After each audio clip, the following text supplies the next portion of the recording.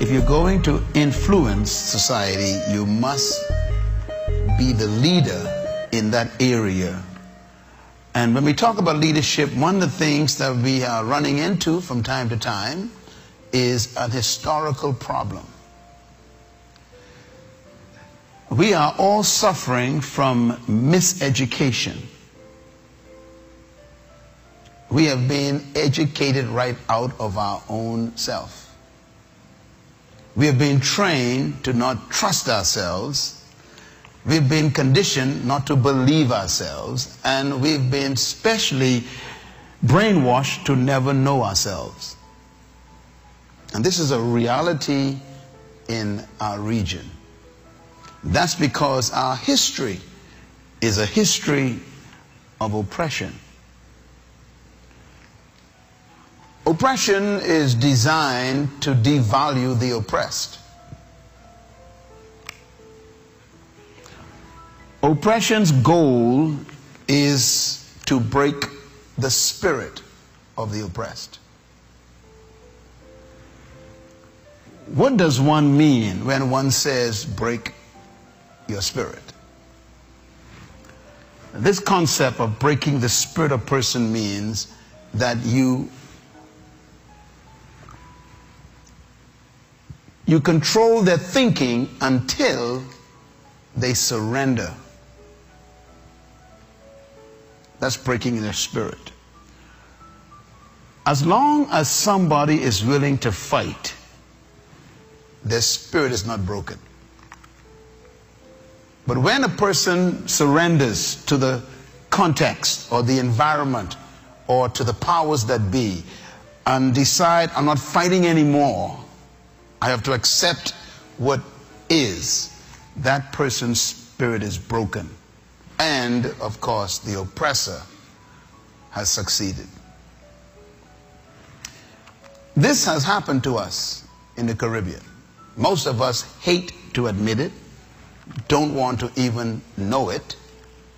And the saddest part of it is we are suffering from it and don't know.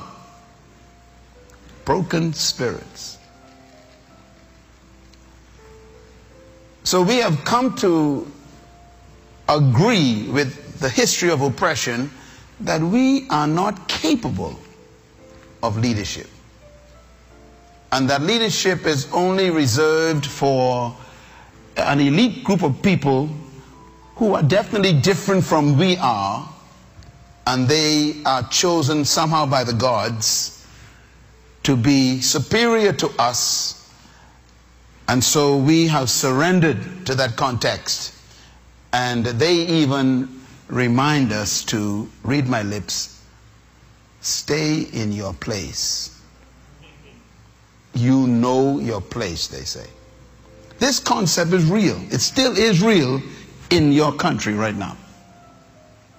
We don't talk about it. As a matter of fact, I sense it many times myself because I travel throughout this area of the world. There are people who would assume that I sit second class. Many times my wife and I would walk up to the airport, in some airports, and they call for first class, and we step up. And the person would repeat, I said first class. And the implication is you cannot be first class on an aircraft going from here to Zurich, Switzerland. That's the assumption. They look at my pigmentation and they assume, I think you misunderstood the announcement, they said. Well, that happens here in your hotels, in your banks, in your insurance companies. It's still happening, where people wonder, what are you doing here? Problem is, you and I have accepted that unconsciously. So when we talk about we having a leadership series, most of the people stay home because they are still controlled by the oppressive idea that leadership is only for an elite group of people who are specially gifted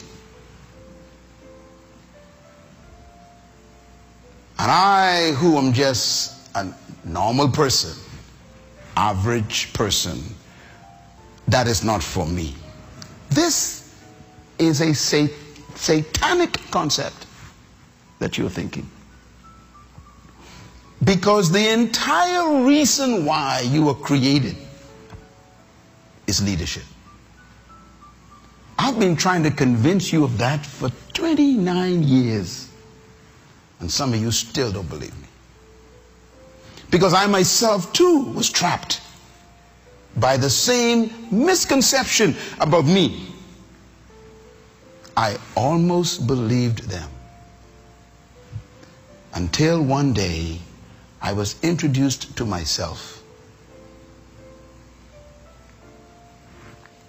And that introduction came from God, the Creator. He introduced me to myself, a self I never knew. As a matter of fact, when I met myself, I was afraid of me. Because that was not the self they told me existed. As a matter of fact, they told me, don't ever think of yourself as that self. You are not that. And so I battled this demon of self-devaluation, self-humiliation, self-cancellation. What a battle you face.